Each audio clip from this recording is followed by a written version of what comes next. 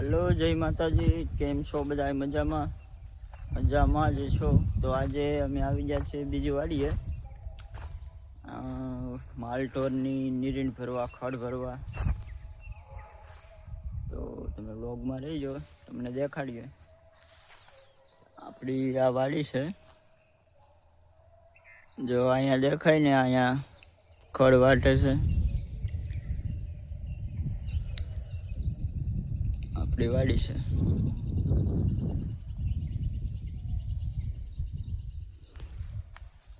તો અમે ખડ ભરવા આવી ગયા. આપણું પાછું આ ટ્રેક્ટર છે.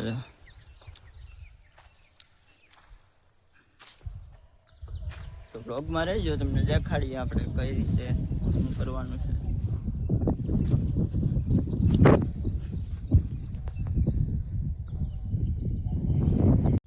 તો આપણી ગાડી અટાણે ભરાઈ ગઈ છે. જો આ ખડની આ ગાડી ભરાઈ ગઈ. હજી આમાં થોડુંક આવે એમ છે, તો હજી થોડુંક નાખી દઈએ. મોટા ભાઈ ને બધા ખડ લઈ છે.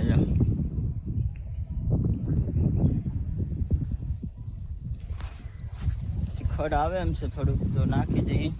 અહીંયા પછી એક ગાંડી પડી છે. ઢોરનું થઈ જાય. દરરોજ માટે સવારમાં એક ગાડી ભરવા આવવાની.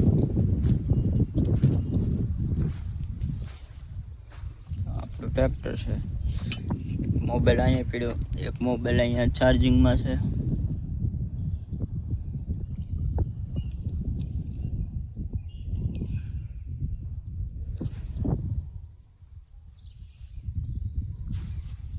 તો હવે ખેતરમાં સોયાબીન છે, દેખાડું તમને. સોયાબીન કેવા છે, જરીક કોમેન્ટ મારજો કેવા છે કેવા નહીં. જો આપણા સોયાબીન છે.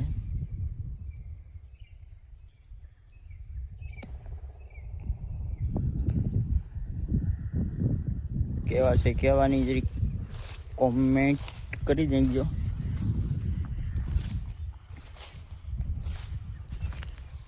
આ સોયાબીન આપણા ટ્રેક્ટરે વાયેલા છે. જો આ ટ્રેક્ટર જ વાયેલા છે.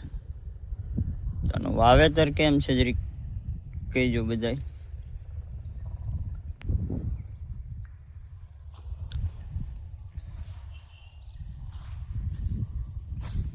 હાલો તો પછી બતાવીએ આગળ. તો બપોરના વાગી ગયા છે 12:30. તો હજી આપણે ખાવાનું બાકી છે. હજી આપણે બીજી વાડીએ છે, જ્યાં આપણે રહી વાડીએ જાઉં એટલે 1-1.5 વાગી જશે. ખાવાનું આપણે બાકી છે એટલે તમને દેખાય તો જો અહીંયા ખડ લઈ છે.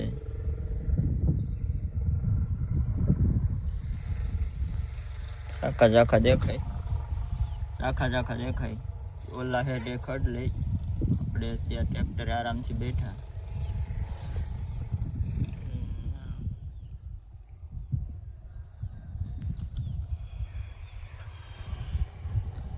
આપણું લોકેશન છે, જો લીલું સમજો. અહીંયા રોડ આવી ગયો છે, ટ્રક જાય.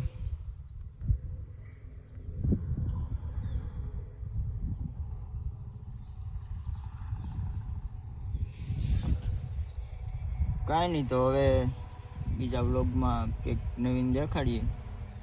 આજ માટે અહીંયા એટલું જ. હવે અહીંયા પૂરું કરીએ.